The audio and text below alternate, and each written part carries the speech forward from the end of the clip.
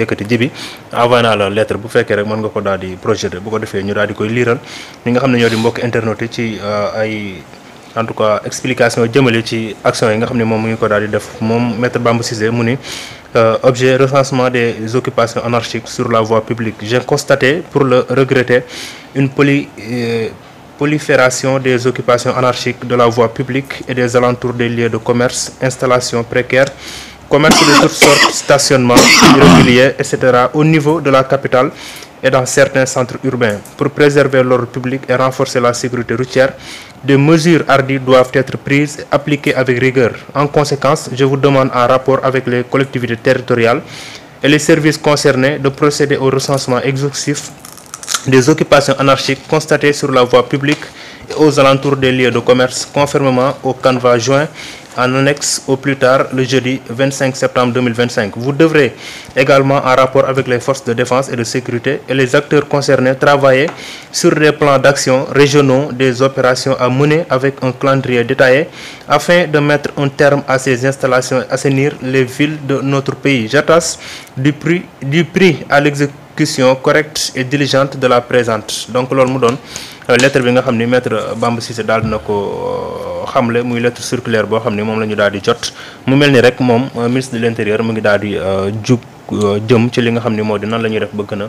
yaatal li nga xam ni moo di dëkk yi nekk fii ci biir réew mi pour plus de sécurité waaye tamit ñu teg lépp ci yoon kenn ku nekk daal di mën a tegu fi nga xam ni foofee nga war a tegu ngir lu jëmale dëkk bi kanam. waaw gis nga la nomination de maître Bamba Cissé. d'abord. wala l'arrivée de maître Bamba Cissé au ministère de l'intérieur. dama naan c'est une bonne nouvelle pour le Sénégal. waaw effectivement. parce que moom. d'abord liggéeykat la. ci liggéey lañ ko xamee aussi wax ji bëriwul. mu am nag ay mots yoo xamante ni nii depuis bi mu jël fonction moom laa gën a jàpp ci ay waxam. te fu mu dem daf koy répéter. mu ne dafa gëm ne l'ordre dañ ko war a jëlloo siwaat intégrité sécurité ak salubrité mu ne dafa gëm ne dafa nekk loo xamante ni nii dañ ko war a delloo siwaat ci réew mi ak liñ naan civisme maanaam nité mu jël exemple ci benn butéel boo xam ne yoroon na ko mu ne butéel bii ni ma jàppee ne sama moomeelu bopp la maa ko moom noonu laa war a jàppee li nga xam ne moom mooy mbedd mi ne sama moomeelu bopp la maanaam waratuñ rek yam ci naan mbedd mi mbeddu buur la parce que fay yaay taxaw naan mbedd mi mbeddu buur la da nga naan kon buur moo ko war a defar mais bu ku nekk ci ñun jàppee ne mbedd mi mbeddam la moo ko war a defaral boppam boobaa duñu xaar buur effectivement mooy que ne sénégalais bu nekk boo yeewoo d'abord war nga mën a bale sa kër ni ngay balee sa kër nga nettoyer ko ba boo amee gan mu xam ne yow mii ku set nga sa buntu kër aussi noonu nga ko war a balee ba mu set wicc ba ku fa romb aussi xam ne yow kat setoo ci biir rek salte ci bitti te bu sénégalais bu nekk ci ñun doon xëy di bale buntu këram yaakaar naa dëkk bi du set parce que nag mbedd yëpp ay buntu kër la mais ku nekk balee buntu këram rek bàyyi jërul muy bale keneen ki donc yaakaar naa mbedd mi dafay set effectivement te ñun dafa bokkoon suñu cosaan suñu maam yi bu ñu yeewoo li ñuy njëkk a def fajar càppantey balaa kenn yeewu di xëyi maanaam fajar yi nga xam ne xaragul julleeguñ sax li nga xam ne moom mooy fajar li ñuy njëkk a def mooy jël seen bale ñu balee ëtt bi ba mu set wicc buñ paree bale mbedd ba mu set wicc man loolu yàggul dara suñu koñ heure boobu masaan yeewu da ngay gis jigéen ñi dañ koy def effectivement daan ko bale ñu dem ba si biir taayal dugguñu bi taayal duggee jigéen ñi au lieu que léegi ñu yeewu fajar 4 heures du matin di bale bi leen taayal duggee dañu dajee si ay mbootaay di def ne léegi pas chaque jour day metti mais léegi chaque jeudi wala vendredi nañu dajee ñu bale mbedd yi maanaam bu 15 heures jotee kër gi sedd ñu bale ko te bale bi sax bale paraxee lay doon loolu ginnaaw bi ñu taayal duggee si la loolu noonu ñëw effectivement maître Bamba Cissé nag dafa bokk si ay waxam dafa bëgg a delloo si loolu noonu xam nga circulaire bi mu bind nii nga liir ko dafa am solo mais ñan la ko bind circulaire bind ko les Sénégalais de daf ko bind les gouverneurs de la région maanaam ñi nga xam ne ñoom ñooy gouverneurs yi nekk ci région yi ñoom la ko bind effectivement ne leen nag dañu constater que ne fii Sénégal dafa am ay occupation anarchique yoo xamante daf ci am mooy tey nit ñi di occuper li nga xam ne moom mooy la voie publique te teguñu ko ci dara teguñu ko ci dëgg teguñu ko ci yoon mooy fu waay jekku def fa sa garage bu ñu waxee nga ne man sénégalais laa damay liggéey damay daan sama doole. lu neex waaye def bu ñu waxee nga ne sénégalais laa bàyyi leen ma damay daan sama doole. bu la neexee nga dem ci kaw passerelle bi nit ñi war a jaar pour jéggi nga lal fa say bagages di jaay. bu la fa naree jëlee ñu ne non non sénégalais la nañ ko bàyyi parce que dafay daan dooleem. boo yoree sa oto boo ñëwee gis voie publique bi nga xam ne fii mbedd yi xat na Ndakaaru Njaay. oto yi war fi jaar di dem ak ñëw nga ñëw gaare. keneen mënut a jàll bu ñu waxee nga ne non fii laa dëkk wala sénégalais laa damay bàyyi leen ma damay def li may def maanaam. c'est occupation yoo xam ne teguñu ko ci dara teguñu ko ci dëgg. occupation anarchique effectivement. Maître Bamba Cissé yemul si bind lettre les gouverneurs wax leen ne nañu def constat nag. parce que boo xoolee circulaire bi am na fu ñu waxee ne da nga siy bind sa région bi nga xamante ni foofu nga nekk. occupation bi ban niveau la amee. ak si ban côté lañ ko defee. ba pare na leen au plus tard. nañ ko def jeudi avant le 25. 25 septembre. dañ leen avant le 25.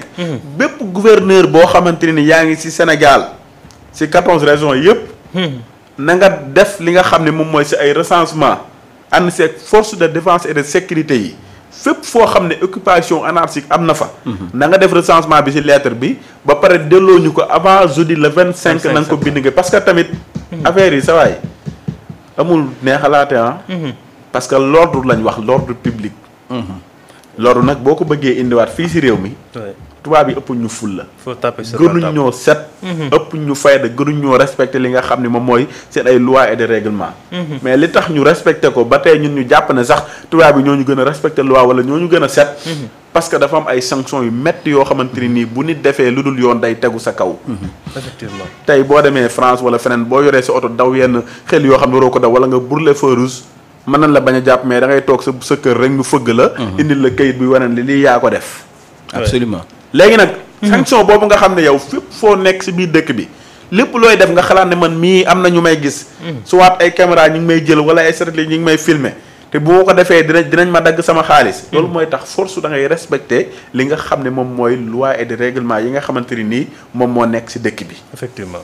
Maître Bamba Cissé nag ñëwaatam man dama am yaakaar que ne loolu dina dellu si waat si biir réew mi. absolument mooy sénégalais bu nekk respecté. li nga xam ne moom mooy sa moroomu sénégalais.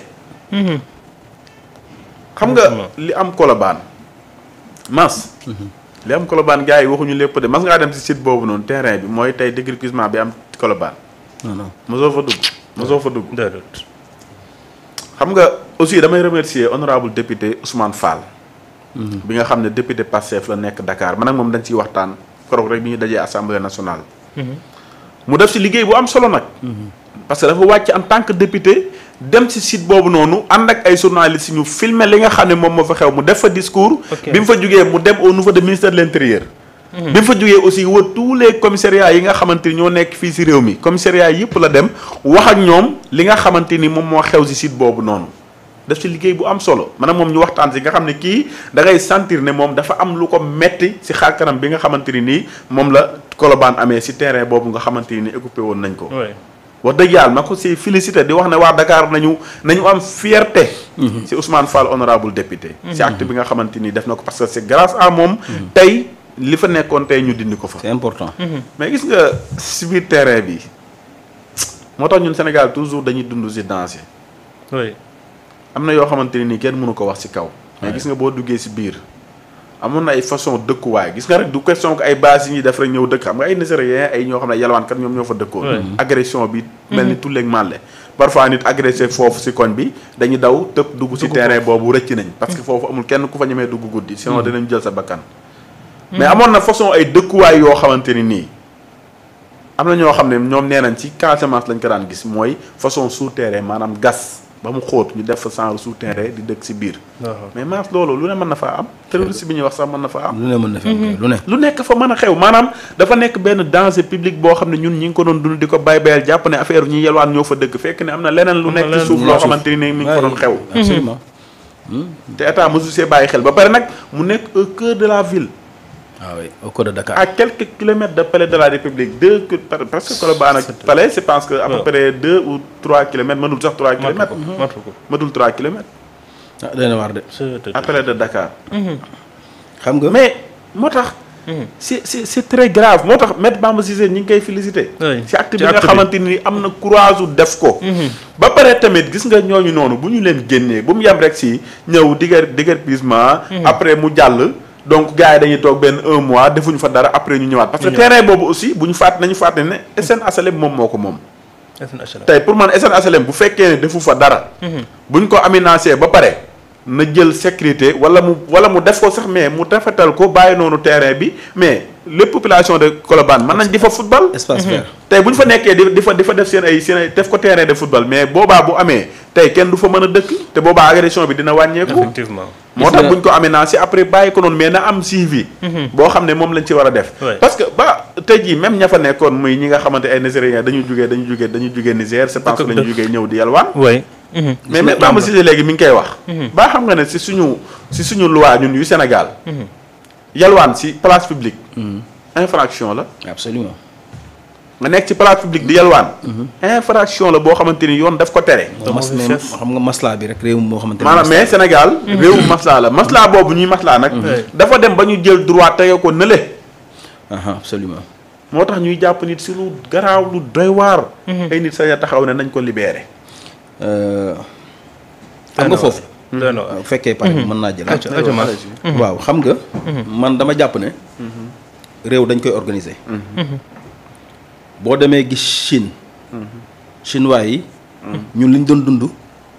yi ñu dund jamono ji moo gën a sedd liñ doon dund. la crise chinoise buñ koy wax tey ji mais métit la jafe-jafe yu doy waar la chinois yi jóge mais chinois yi ñoo tabax Chine. indien ñooy tabax Inde. américains ñoo tabax. Amérique. français ñoo tabax français yi ñun les sénégalais ñooy tabax Sénégal. effectivement waaye dëkk dañ koy teg ci yoon. dëkk day am organisation. xam nga li gën a garaaw mooy mbeddum buur la. Dakar c'est la capitale du Sénégal. mais ci biir capitale bi nga gis ay bidonville. au cœur de Dakar ay zinc yu ñu teg. ki li mu wax c'est grave ay souterrain ay yu n'importe quoi maanaam dañu dem ba tu te poses la question ndax Sénégal Rideau Maïga la. xam nga Rideau Maïga. bu ko raw ngay tër rek dugg. foo gis muy yaraax. waaw dem ko tu Maïga nga mais problème bi mooy je dis tey jii am réew du ku mu neex dugg ku mu neex installé wu ku mu neex toog encore une fois. en plus man c'est la question que je me pose mais Ousmane. gars yi fu ñu jaar ba dugg Sénégal. daana laajte am nañu sécurité ñun non man tiit naa ci parce que man sama problème ay doom ay xale yu ndaw. ay xale yu ndaw. bu fekkee gis nga vidéo yi. mais xale yu ndaw. booy gis nga da ngay romb foofu man j'ai fait le constat dañuy ñëw ay xale yu ndaw gàddu si jàpp sa yére. mais di la yelwaan. te nag foofu ñu defee noonu fa la ñu defee seen besoin yëpp. oui. canal 4 bi dañ ko occupé woon. canal 4 bi dañ ko occupé woon. ci biir canal bi la ñuy defee seen lépp. au sein ci capitale dakaroise. au cœur de donc man aspect bi ma intéressé mooy. d'abord sécuriser le Sénégal. ba kuy dugg ñu xam kan moo dugg. ci yan anam ngay duggee Sénégal. ak lan nga fi wut. parce que nos frontières sont vraiment poreuses. ku ñëw da ngay dugg te loolu danger la. oui. ci terrorisme ak nangam sangam ak. te gis nga fu mu toll nii rupture la ñu woote ak souveraineté. bi ma gisee keroog xam nga un français mu taxaw di wax naan le Sénégal est exposé à des à des djihadistes des actes djihadistes ak yooyu ma ne c'est une manipulation de la France. parce que bu ñu sañoon loolu mooy am Sénégal dëkk bu fipp ne dama bëgg doxal ni ma neexee pas ni France neexee ñu fexe créer djihadiste ak terroriste ak moo tax il faut surveiller nos frontières benn ñaar ñii bu ñu leen jëlee nañ leen delloo seen réew. surtout loolu Mass. nañ leen delloo seen réew. bu ñu amul luñ fi def. ma ne. gis nga tey ñun ñii ñoo leen gën a sonn fuuf. réew mi. am na ñoo xamante ne ils souffrent dans la dignité dans ci toog seen nduq. day réew mi dafa metti donc étranger yu ñëw suñu réew di yalwaan te kii wax na ko yalwaan infraction la. ñuy maslaa boobu ba léegi il faut que ñu defar suñu réew il faut que ñu tabax suñu réew mais ñu teg ko ci yoon. réew dañ koy teg ci yoon. effectivement anarchie baaxul. li bàyyi benn waay waxoon ci bàyyi ili. oui ma góorgóorlu. dafa ñëw ci buntu place jàmbur lal fa di jaay. policier bi ñëw na ko fi place publique moo tax ma ne ko man mi bokk ci public bi ma ñëw lal bi mais il faut que tey jii ñu organiser ce pays mais ça demande des mesures d'accompagnement te foofu nag ci laay interpellé. waa programme nite. xam nga dañu ko Ousmane Sarr. y a un programme bu tudd nite. waaw. jóge fële